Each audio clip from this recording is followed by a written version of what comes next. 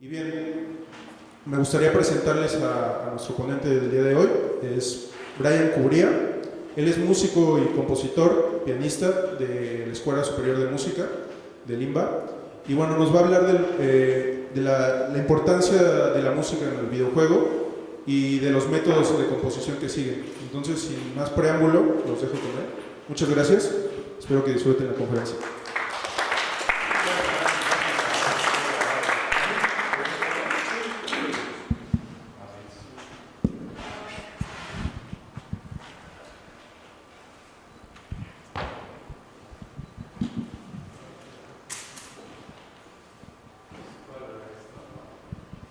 Hola, yo soy Brian Cubría.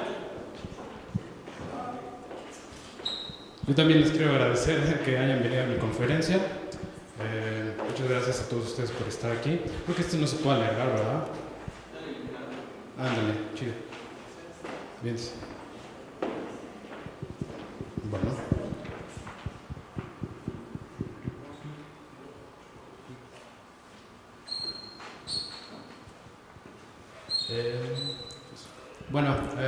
Primero voy a empezar presentándome para que sepan quién les está hablando, cuáles son mis credenciales.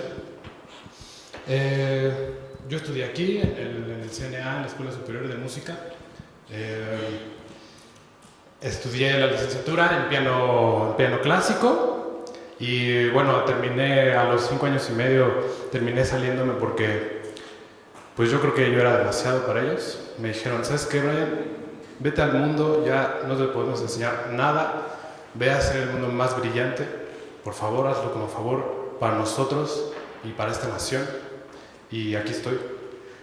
Entonces, bueno, mi relación con la música de videojuegos es muy poca. Yo he trabajado para más o menos unos 7 videojuegos haciendo la música y haciendo los efectos de sonido. 5 de esos juegos ya están a la venta y gratis en iOS y en Android y en Steam. Y pues ya los pueden encontrar regresando a sus casas o ahorita mismo. Aparte de este trabajo, soy también intérprete. Toco muchos covers de música de videojuegos y me ha tocado la suerte de compartir escenarios con otros compositores como Disasterpeace, que es el compositor de Fez, C418, que es el compositor de Minecraft, Beard, el compositor de Shovel Knight, entre otros. Y también me tocó la suerte de producirle un evento y producir una banda para tocar con Michiru Yamane, que es la compositora, bueno, fue la compositora de la mayoría de los juegos de Castlevania. Y esa es mi experiencia. Entonces, hoy les voy a hablar un poco acerca del papel que yo creo que tiene la música en los videojuegos, el papel que ha tenido y algunos de los métodos que yo he usado para componer efectivamente música que funcione dentro de un videojuego. Me gustaría empezar hablando de un artículo que estas dos personitas, Scott Lipscomb y Sean Schender, de la Universidad del Noroeste de Estados Unidos, el primero músico y el segundo comunicólogo, escriben un artículo para el Journal of Psychological Anthropology and Applied Human Sciences. Escriben mencionan unos ejemplos dicen que hay muy pocos experimentos empíricos que se han hecho en torno a qué repercusión tiene la música en los videojugadores. Y mencionan un ejemplo muy interesante en donde comprueban que la música en los juegos de carreras de hecho impacta negativamente a los usuarios, a los jugadores, haciendo que mientras juegan con música sus tiempos son mayores, los tiempos de meta son mayores y las puntuaciones luego entonces son menores. Esto les parece muy interesante y tratan de un poco expandir esta misma idea y se hacen una pregunta básica para fomentar un nuevo experimento, que es: ¿existen importantes cambios de percepción cuando se juega con música o sin música? Entonces lo que hacen para investigar esto es que agarran a 76 personas, las dividen en 3 grupos, Algunas los ponen a jugar Lord of the Rings The Two Towers con música, a otros sin música y a otros con nada más la música sola. A partir de esto les piden a los jugadores que midan sus experiencias con 21 escalas verbales. Estos simplemente les dan 21 adjetivos diferentes como peligroso, irritante, asombroso, aburrido, extraño, etc. Y a partir de esto les dicen del 1 al 100 midan qué tanto ustedes sintieron, qué tanto percibieron al videojuego o a la música en base a estos adjetivos. El resultado es muy interesante porque algunos de estos adjetivos permanecen iguales, pero hay algunos muy curiosos que de hecho contrastan bastante cuando los juegan con música y cuando los juegan sin música, de manera en la que en algunos escenarios, independientemente de la cantidad de problemas o la cantidad de enemigos que existen, cuando lo juegan sin música, por ejemplo, la cualidad de peligro de la escena baja a 50 puntos, o cuando la están escuchando con música se siente muchísimo más peligroso. Entonces, pues efectivamente sí, la percepción en los jugadores se transforma radicalmente cuando están en la presencia de una banda sonora apropiada para el juego. Ok,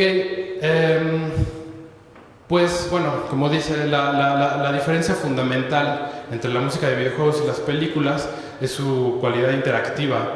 Estoy seguro que existen ya muchos estudios para cómo funciona la música en material audiovisual. Sin embargo, con los videojuegos tenemos esta gran diferencia. La función es básicamente la misma. La música resalta la acción visual y en el caso de los juegos también la acción cinética. La música cumple esta función y también le permite al director implantar emociones muy específicas que quiere en los jugadores. Aparte de esto, también la música funciona para dar color al videojuego, para darle vida, para darle una vida que de alguna otra manera se sentiría un universo un poco más estéril, un universo más gris. La música de alguna forma trata como de hablar lo que los otros elementos están tratando de decir pero que no pueden.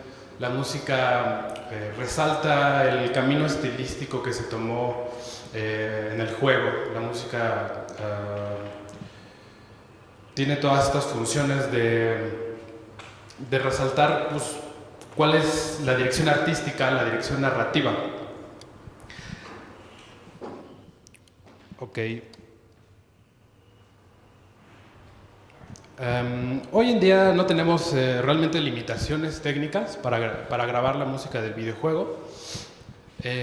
Antes teníamos muchísimas más limitaciones, pero yo creo que es importante retomar un poco la música que se hacía antes, porque siento que había muchas buenas ideas ya en los inicios de la música del videojuego. Hoy en día podemos grabar en nuestra computadora, hoy en día podemos grabar en cualquier estudio de grabación y podemos nada más darle los archivos de sonido al editor o al programador y decirle, hazte bolas, así, y aquí ya está mi música.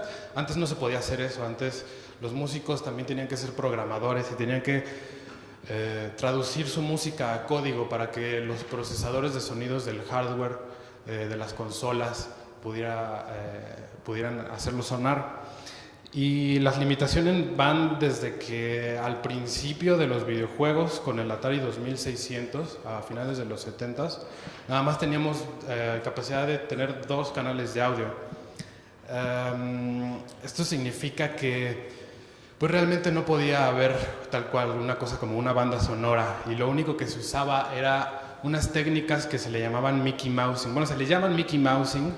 Es una técnica que nació con la animación. Básicamente el Mickey Mousing es cualquier cualquier elemento visual que tú estés percibiendo lo respaldan con un elemento auditivo, de manera que cuando salta el personaje tiene un sonido de salto, o cuando haga lo que sea tiene algún sonido que en la vida real pues no existen esos soportes, pero en la animación esto hace que de alguna forma se avive más, de alguna forma pueda tener más peso el movimiento visual que estás percibiendo. Cada consola nueva pues marcaba una nueva generación y con esto mejoraba muchísimo más el hardware. Y por ejemplo, ya para el Nintendo Entertainment System en los 80s ya teníamos 5 canales de audio, y esto es una cosa impresionante para la industria del videojuego, y muchísimos compositores ya no sabían qué hacer con estas grandes posibilidades de tener 5 sonidos al mismo tiempo. Y bueno, en realidad todavía era bastante limitado y solo tenías 2 canales de audio sintetizado para hacer unas ondas cuadradas, uno para hacer ondas triangulares y otro canal para hacer ruidos que se utilizaba para baterías, y otro canal para hacer sampleos. Lo que son los sampleos es básicamente tú haces pregrabas cualquier sonido, cualquier instrumento, y a partir de ese sonido base tú lo puedes modular, transformar a base de sintetizadores y de teclados. Esto es bastante muy limitado porque armónicamente no puedes tener más de 3 sonidos melódicos al mismo tiempo, y los compositores de esa época se tuvieron que adaptar bastante, pero aún así se pudo lograr bastante. Y de hecho en esa época es en donde salen mayormente los primeros compositores importantes que aún hoy siguen trabajando y se sigue basando la música en lo que ellos hicieron.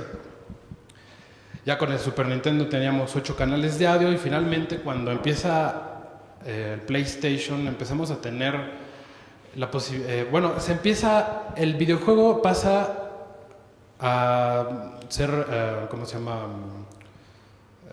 Se empieza a vender de manera principal en CDs. Esto quiere decir, en materia de audio, que la calidad del audio mejora muchísimo. Ya no necesitamos depender del procesador de sonido nada más para hacer música sintetizada, y esto permite a poder contratar a músicos como Trent Reznor de Nine Inch Nails para hacer la música de Quake, y básicamente como difuminar la brecha entre lo que es la música de videojuegos y la música que se graba en un estudio para su reproducción individual. Ok, quiero citar a Andrew Boyd, que es el compositor para El Señor de los Anillos, Las Dos Torres. Él menciona: en el juego, el compositor usualmente no tiene el control sobre cómo se desarrolla una escena. El jugador controla eso. Hay una desconexión muy básica entre la música y el juego. Como el gol de la mayoría de las veces es dar la apariencia de que no importa lo que el jugador haga, la música está soportando apropiadamente la acción, como si la música estuviera compuesta exactamente para esa situación. Los juegos empezaron a adoptar un sistema de musical adaptativo. Este sistema permite al juego manipular la música en tiempo real de acuerdo a reglas y patrones musicales previstos. El gran problema de este sistema recae en manejar estos cambios súbitos para que la música sea relevante y no se pierda su integridad musical y su coherencia. Es decir, la música adaptativa tiene muchos ejemplos en los videojuegos, como lo es, por ejemplo, en Mario Bros. Cuando agarras un huevo y recoges a Yoshi, y entonces ya puedes tú estar cabalgando sobre de Yoshi. El juego nunca para, el juego sigue andando, pero la música se adapta inmediatamente cuando tú te subes a Yoshi. Sigue la misma música, exactamente igual, pero se le añade una percusión, haciendo notar que hay un cambio fundamental en la mecánica del juego. Otros ejemplos es como, por ejemplo, en Zelda Skyward Sword, cuando te sumerges al agua, los filtros de la música se vuelven más opacos para digamos, hacer emulación de cómo se escucha el audio abajo del agua. También como por ejemplo hay casos más extremos como cuando vas así a donde está el mercado y hay diferentes vendedores, si te acercas a cada uno de los vendedores, la melodía y la armonía de la música es la misma, pero el género musical cambia radicalmente, la instrumentación cambia radicalmente y esto se hace en tiempo real. Eso es la música adaptativa. También en Ocarina of Time o en Skyrim, cuando encontramos enemigos, la música cambia inmediatamente. Cuando estamos jugando SSX es un juego de snowboarding extremo en donde te vuelas por los aires y haces trucos en los aires. Así, cuando estás en los aires, la música baja de volumen, viniendo al ruido del viento, como para exaltar ese sentimiento de wow, estoy haciendo 1000 trucos. En realidad, al parecer Space Invaders es el primer juego que tiene una banda sonora, y entre comillas, porque realmente esta banda sonora se trata como de 3 notitas de bajo, pero creo que lo importante o lo interesante en la banda sonora de Space Invaders es que estas notitas van ligadas a la velocidad con la que los invasores del espacio van bajando, como para destruir la Tierra o colonizarla o qué sé yo. Van bajando y a medida que van más abajo y te proporcionan un mayor daño, van aumentando su velocidad, y la velocidad en la que aumentan es directamente proporcional a la velocidad en la que aumenta la banda sonora, o sea, estas notitas de bajo. Esto hace que la tensión aumente simplemente por el aumento de velocidad. Ahora, este sistema adaptativo yo creo que es una herramienta muy interesante para los videojuegos, pero no creo que sea fundamental, y de hecho, aunque aún se sigue utilizando, no se utiliza en todos los casos. ¿Por qué? Porque implica muchas limitaciones. Por ejemplo, en el juego Red Dead Redemption tenemos música adaptativa muy bonita. El juego Red Dead Redemption es un juego del viejo oeste, de un mundo abierto, estilo Grand Theft Auto. Tenemos una pieza instrumental que está en el mismo beat, en el mismo pulso, de 130 bits por minuto, y en la misma tonalidad de la menor. No tenemos cambios armónicos ni cambios rítmicos, solamente tenemos cambios de instrumentación, como por ejemplo cuando te subes al caballo empieza a sonar un bajo sobre de la pieza que ya está. Cuando te persiguen enemigos empieza a sonar unas percusiones, y esto hace que puedas tener música adaptativa que se adapte a exactamente lo que está pasando en la pantalla. Sin embargo, te limita pues a que no puedes modular demasiado tu música, no la puedes transformar, porque como decía Andrew Boyd, existe el problema de mantener la coherencia en la música. En fin, ¿por qué es necesario reiniciar? No quiero reiniciar. Listo. Ok. Si la música en los videojuegos pretende imprimir emociones, entonces ¿cómo creamos estas emociones en la música? Entonces voy a pasar un poco, cada vez me voy a hacer un poquito más técnico en cuanto a lo musical, y voy a hablar de los métodos que yo considero son efectivos para componer música de videojuegos.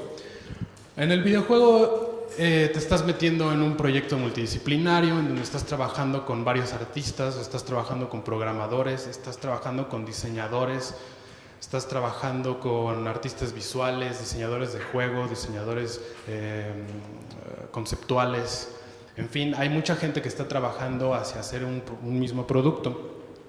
Yo creo que hay 2 factores importantes a considerar.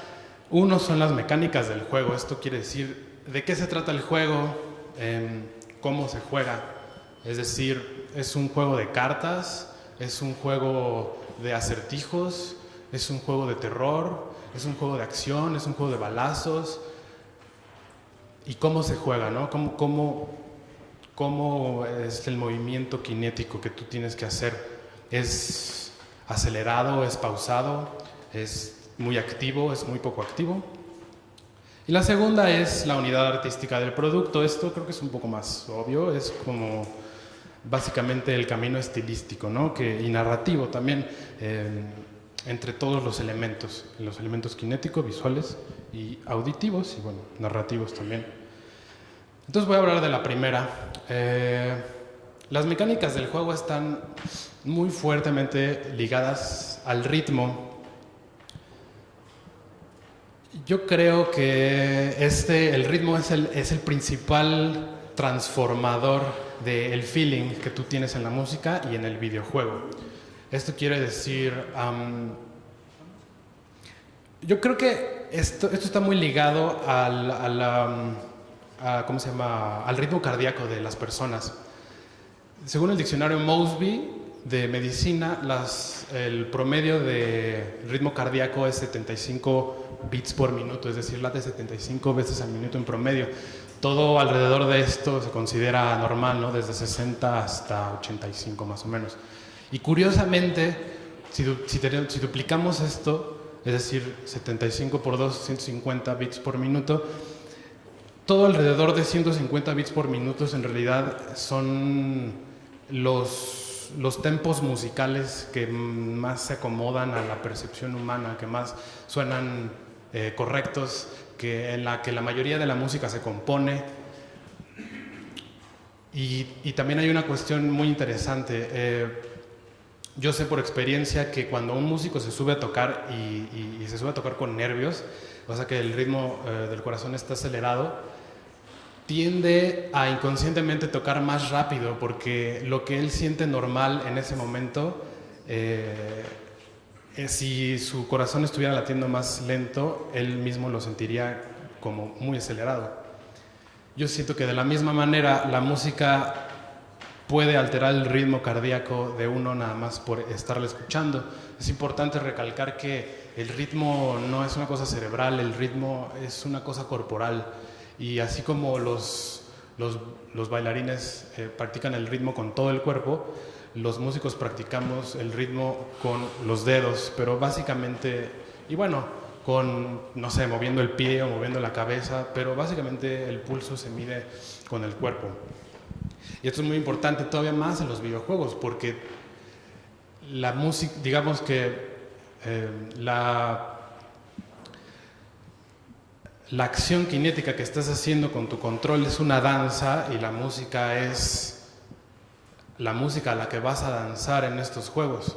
Yo siento que es importante tener una relación muy directa entre la velocidad de tu música y la velocidad de los videojuegos.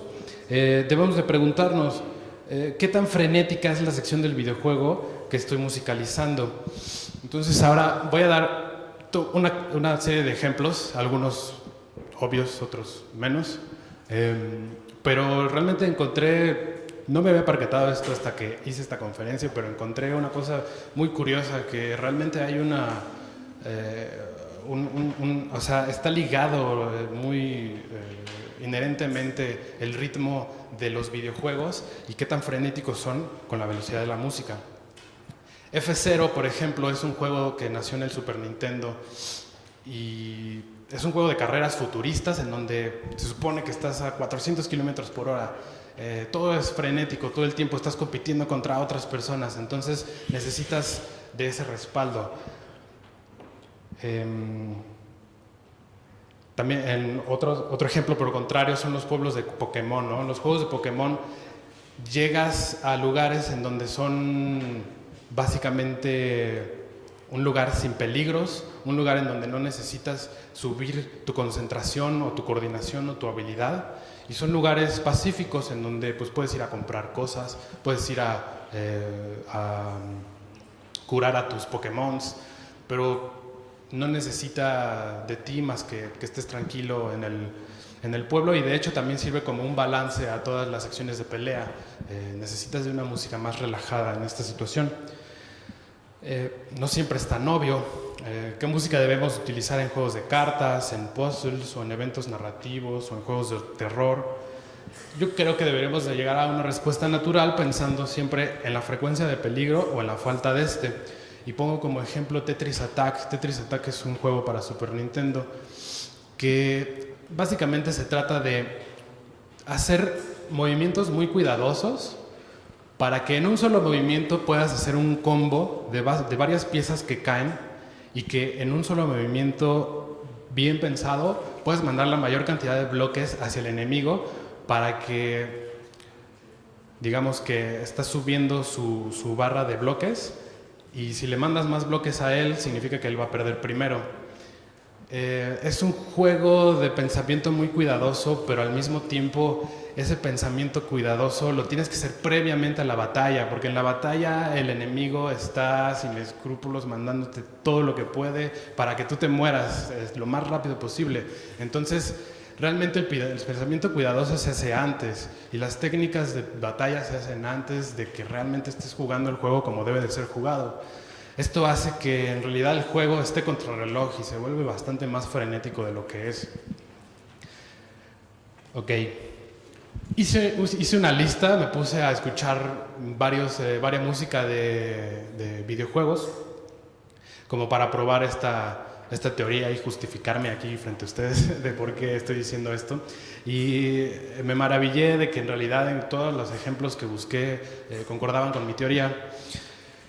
En side-scroller shooters, como lo son por ejemplo Contra, Mega Man, Metal Slug y hasta Ninja Gaiden, que no es un shooter pero tiene muchas similitudes, toda la música promedia en 150 bits por minuto, Metal Slug siendo la más baja, en 130, y Mega Man en 170. Beat 'em ups como River City Ransom, Double Dragon, Fatal Fury promedian en 150 bits por minuto. Ahora, todo lo que está por arriba de 120 bits por minuto, es decir, 120 bits que van a existir en un minuto, todo lo que está por arriba de 120 se considera alegre y vivaz en cuanto a la medida de tempo se refiere, o inclusive ya cuando pasan los 150 y 160 se considera presto, es decir, muy rápido. Plataformas como Mario Bros, Donkey Kong, Sonic y hasta Rayman Origins, que es un ejemplo mucho más moderno, promedian en 110, es un poquito más lento. Pues ni siquiera Sonic y su banda es más rápida que Mario Bros. En juegos de pelea como Street Fighter, King of Fighters 98, Street Fighter 5 oscilan entre 135 y 165, y realmente los más predominantes, o sea, la mayoría de ellos están por arriba de los 140. Ahora, estos son unos ejemplos un poco más balanceados.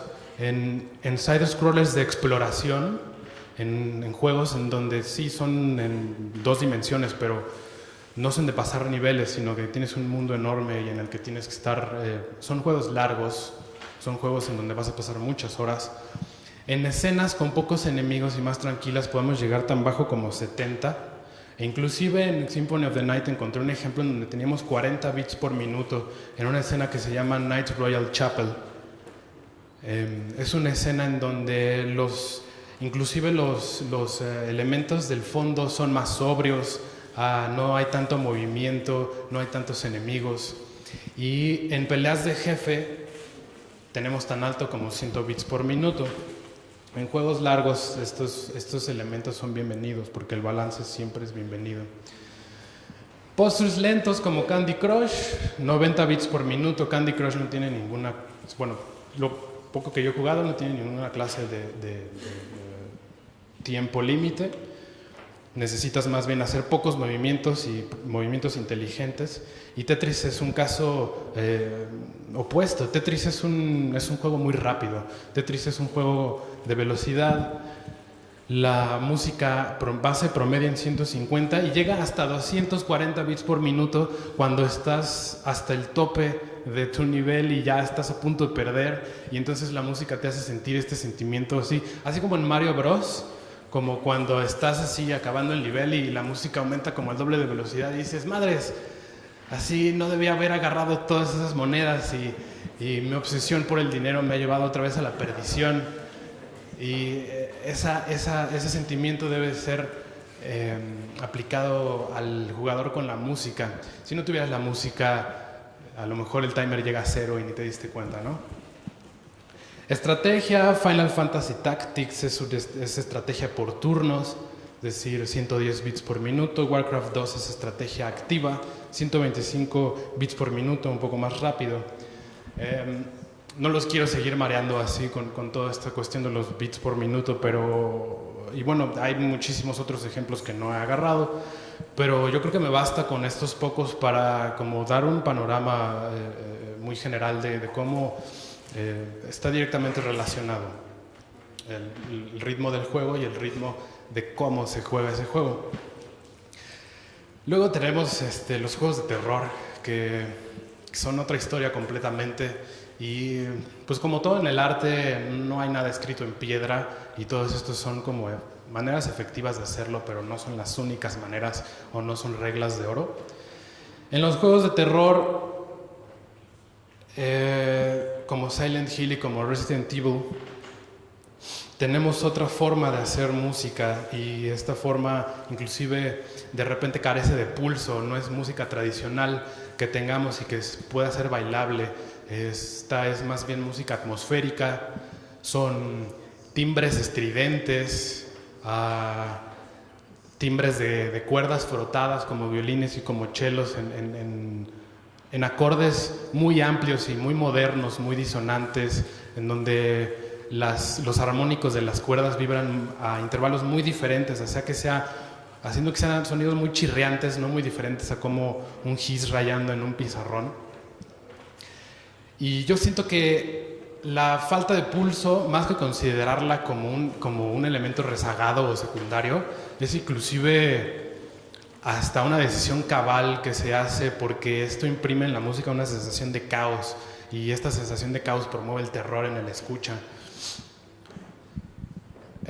Por ejemplo, la música de Resident Evil está de repente muy basada en una obra que se llama Lontano, de Giorgi Ligeti, que es un compositor contemporáneo. Si ustedes han visto El Resplandor de Kubrick, van a haber escuchado esa obra y saben a lo que me refiero, como estas piezas de microtonales, atonales, un poco como chirriantes, ¿no? Lo que estos dos juegos hacen es utilizar elementos aún más básicos que el ritmo, que son la tensión y el relajamiento. Preparé para ustedes una tabla de algunos elementos que yo considero que pueden crear tensión en tu música y crear relajamiento.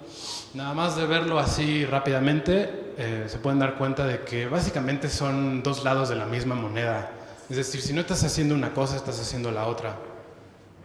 A mí me gusta ver las cosas así, como hacer lo más simple posible. En fin, entonces más o menos les voy a explicar rápido algunas de estas que no se entienden muy bien. Cosas que hacen tensión: volúmenes altos, densidad instrumental, es decir, vamos a añadir más instrumentos, vamos a añadir más voces melódicas, más instrumentación. Subdivisiones rápidas. Ok, las subdivisiones, o sea, tú puedes tener tu tempo en una medida, pero si tú subdivides este tempo en 2, es una subdivisión más rápida. Si lo subdivides en 3, es más rápida. Esas son subdivisiones rápidas.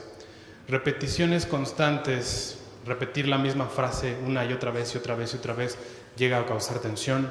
Saltos melódicos grandes, en vez de irte do, re, mi, fa, te vas a do y luego así, y luego te vas a un sol por más acá, una octava arriba, y luego bajas hasta el bajo. Estos saltos melódicos causan tensión. Velocidades rápidas, caos rítmico, es decir, pues falta de orden rítmico, ritmos que de repente no sé, que son un poco como podrían parecer al azar. Timbres estridentes, como por ejemplo aquí nuestros peceros que no tienen bien afinadas sus frenos, y que de repente frenan y suenan así súper chirriantes y no puedes soportarlo. Eso, ahí está tu soundtrack de Silent Hill. Dominantes sin resolución. Los acordes de dominantes son acordes que en la música se usan para causar tensión. Son acordes que están ahí para moverse hacia la tonalidad. Si nosotros usamos un montón de estos acordes que están generados para moverse, entonces vamos a causar tensión. Y por último, una que me pareció pertinente agregarla, que son contrastes video auditivos. Esto quiere decir que de repente siempre existe el ejemplo en donde nos vamos a encontrar con un nivel, una situación, una pelea de jefe, en donde la música parece no estar acorde a lo que está pasando en pantalla, en donde a lo mejor tenemos un enemigo muy feroz y muy enorme, pero la música es más tranquila, como si estuviera pasando en un sueño, como si estuviera pasando en la mente del protagonista. Estos elementos también pueden causar tensión. Relajamiento es básicamente, les digo, el otro lado de la moneda: ligereza instrumental, volúmenes bajos, subdivisiones lentas, melodías suaves, orden rítmico, acordes tonales, es decir, acordes que obedecen al centro tonal de tu música. Ok. Solo me quedan 15 minutos, entonces voy a acelerarme un poco porque todavía tengo un montón de cosas. Ok, ¿qué quiero que predomine? Esto es lo que debemos preguntarnos. ¿Qué quiero que predomine en nuestra sección? ¿Tensión o relajamiento? Ahora, me gustaría hablar un poco acerca como de la sección número 2, de cómo hacer una efectiva música para videojuegos. Esto para mí es más obvio, es como... el juego se trata de una cosa. Cuando llega el director y te pide música para el videojuego, ya hay una línea artística, ya hay una inspiración inicial. Entonces, pues ¿de qué se trata, no? De ninjas del Japón feudal, de Estados Unidos, un hombre que se congela y es revivido 200 años después, donde la Guerra Fría nunca acabó y su ciudad fue bombardeada nuclearmente, o nada más se trata de zombies. El diseño musical debe encontrar vínculos simples y elegantes para esto, ¿no? Es decir, básicamente lo que estoy diciendo aquí es que debemos usar clichés. O sea, si es un juego del viejo oeste, debe de sonar al viejo oeste, y simplemente porque es el camino artístico del videojuego y se debe de obedecer una línea. Yo creo que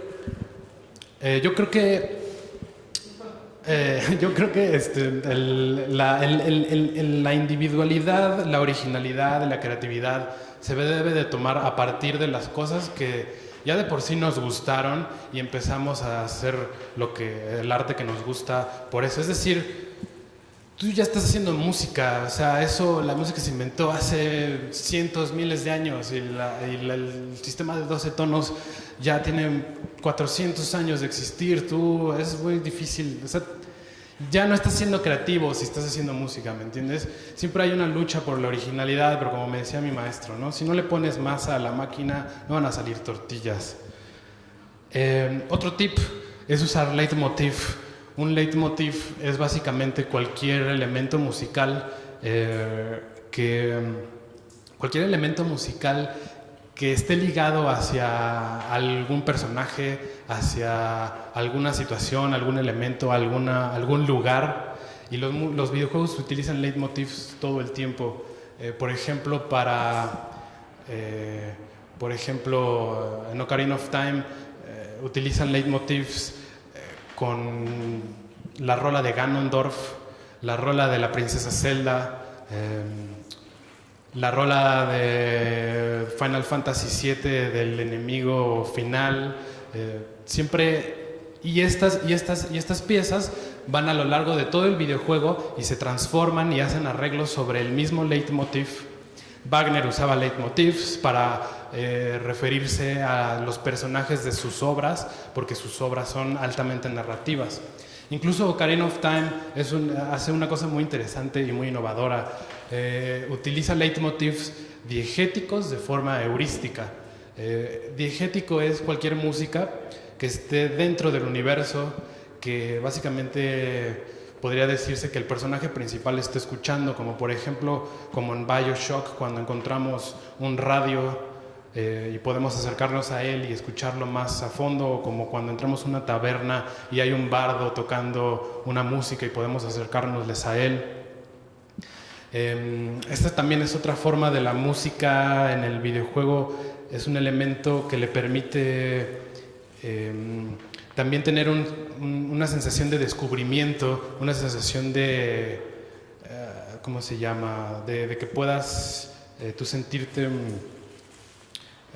bienvenido, ¿no? Por ejemplo, cuando en BioShock llegas a Columbia y te encuentras con un cuarteto de músicos que están cantando a capela una rola de los Beach Boys.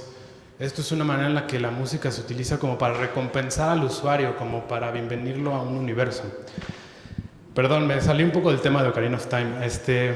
La heurística es el arte y la ciencia de resolver problemas mediante la creatividad y pensamiento divergente.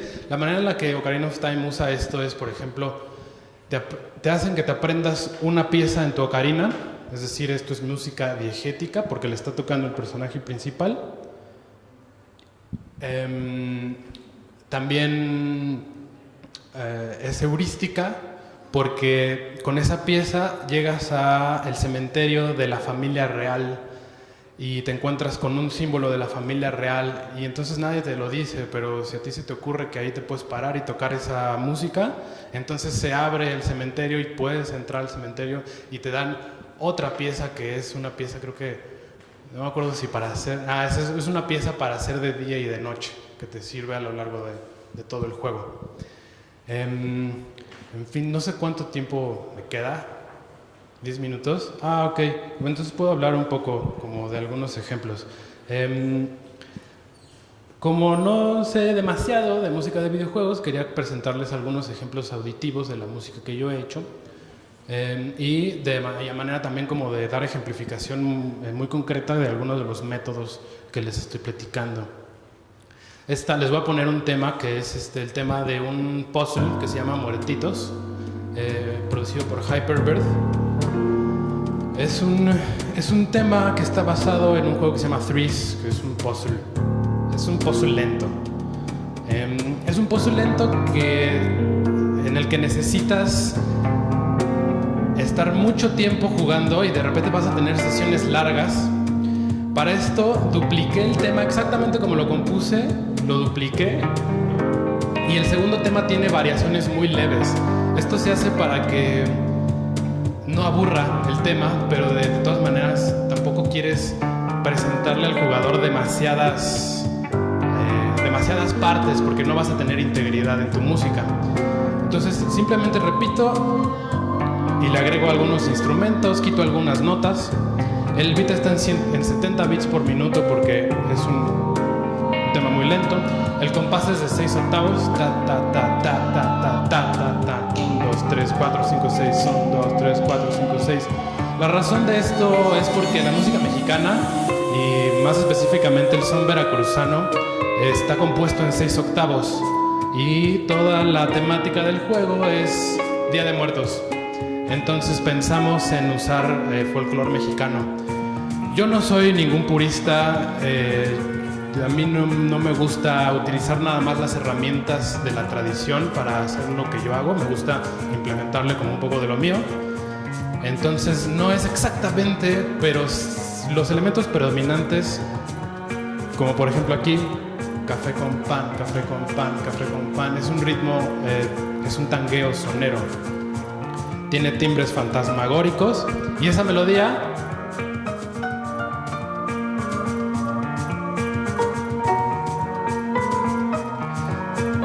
es reminiscente a La Llorona, que también es un son veracruzano.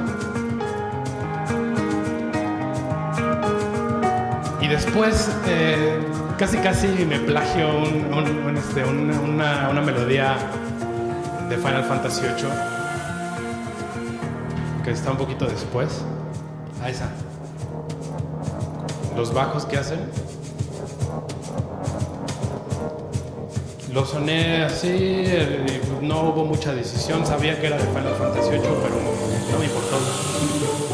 Y de hecho lo uso a partir de toda la parte C y toda la siguiente parte de la música.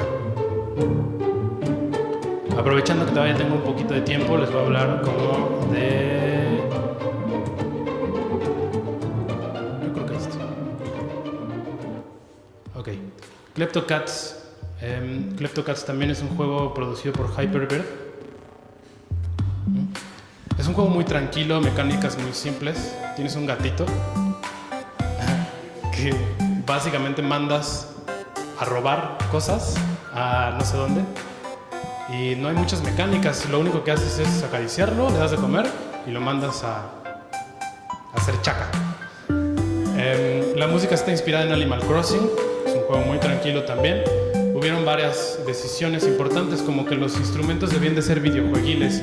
Para esto, si tú usas sintetizadores de ondas muy genéricas, como onda triangular, onda cuadrada, onda sinoidal, todos estos instrumentos van a ser la emular que estás escuchando chiptune.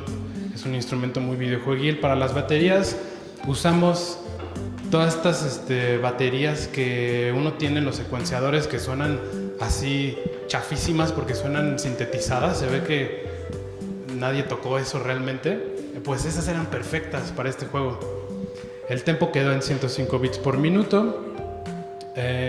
Inclusive las primeras muestras que nosotros les enviamos eran muestras con muchísima más densidad instrumental que la que están escuchando ahorita, de manera que nos pidieron que le bajáramos a la instrumentación y le bajamos un poco más el tempo. Y aquí también, nada más ya para finalizar, creo que es importante recalcar que sí es cierto que a veces menos es más. A veces cuando uno le toma mucha importancia a las cosas, quiere producir una cosa muy bonita, pero a veces sobreproducimos y a la hora de implementarlo el videojuego pues no es lo que el videojuego nos está pidiendo. Entonces, por último, mi último tip es, si pueden jugar el juego o por lo menos tener una imagen visual mientras están escuchando la música, es muchísimo mejor, porque ese ya es el juego les va a decir qué es lo que él necesita. Y bueno, eso es todo. Nada más aquí como para hacer un así build-up de todo. Cómo imprimir las emociones correctas: pulso, tensión, relajamiento y una dirección estilística clara. Y agrego también contrastes. Dentro de todo juego y dentro del arte, dar contrastes ayuda a acentuar cada una de las partes y a darles descanso y a darles pues una bonita melodía al jugador. Muchas gracias, eso fue toda la conferencia. Me pueden seguir en mis redes sociales y pueden escuchar mi música en mi Bandcamp. Y eso es todo, muchas gracias por venir. Espero que les haya servido de algo. Gracias. Y bueno, no sé qué continúa, pero muchas gracias a Leiva, muchas gracias a Susana por invitarme, gracias a todo el Centro Digital Multimedia por hacer esto posible y nos vemos a la próxima. Hasta luego. Tenemos espacio para un par de preguntas, entonces... Sí, ¿alguna pregunta? ¿Alguien? Excelente. No sé si nos puedas contar un poco sobre tu experiencia en cómo te abriste paso en el ámbito de los videojuegos, porque siento que aquí en México todavía no está tan... Ok, sí, pues básicamente aquí en el CNA yo no había participado en Leiva, pero participé en deVour, creo que no me acuerdo si 2012 o hasta a partir del 2013. Bueno, dos formas. Una forma fue asistir al deVour, conocer a otros programadores, presentarme a mí como músico, presentar mi música, o sea, buscar foros en donde presentarme a mí como músico, y deVour fue fundamental para que pues las personas de Hyperbird me conocieran un poco más a fondo y también supieran que pues, supongo que era una persona en la cual podían confiar, en la cual di unos productos como pues respetables. Y pues mucho de este trabajo también es por voluntad propia. De repente pues no hay, a veces tienes que hacer mucho trabajo en el cual pues no va a ser redituable, pero te va a dar difusión. Otra de las maneras en las que me introducí un poco es que pues por suerte, la verdad es que hay un montón de suerte involucrada, porque yo visitaba unos foros cuando era chavo que se llaman GameFAQs. Ahí conocí a una persona que terminó participando en unos podcasts que se llaman ScoreBG, que los hacen los cuates que eran la prensa de Atomics. Y uno de esos cuates, el cuate que conocí en el foro, de repente me invitó a uno de los capítulos del podcast y me fui a tocar en vivo.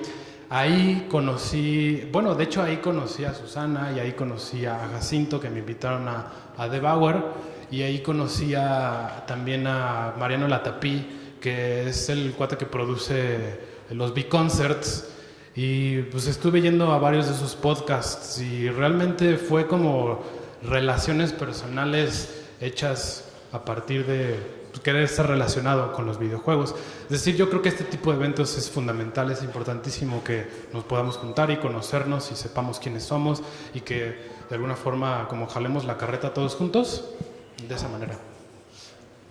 ¿Alguna otra pregunta? ¿Alguien más?